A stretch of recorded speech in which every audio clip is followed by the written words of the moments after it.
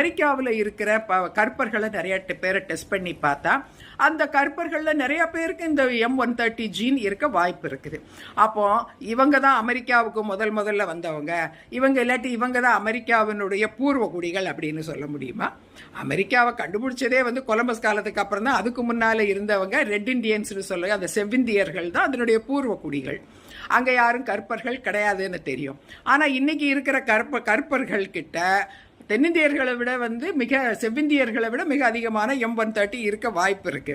அப்போ கருப்பர்களுக்கு தான் அமெரிக்கா சொந்தம்னு சொல்லுவோமா? சொல்ல முடியாது இல்லையா? அது எவ்வளவு தவறான வாதமோ அதே மாதிரியான தவறான வாதம் தான் இப்போ இந்த தற்குறி அறவேக்காட்டு தமிழ் தீவிரவாதிகள் இந்த மீட்டிங் ஃபுல்லா பேசி இருக்கிறாங்க.